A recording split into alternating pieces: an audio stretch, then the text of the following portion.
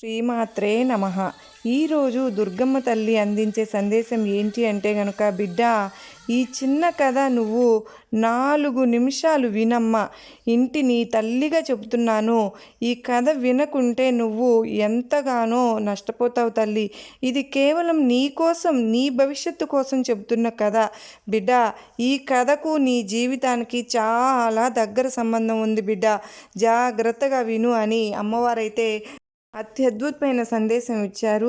Long video అనేది కింద link ఇస్తున్నానండి. మీరు తప్పకుండా దాన్ని క్లిక్ చేస్తే కనుక లాంగ్ వీడియో ఓపెన్ అవుతుంది.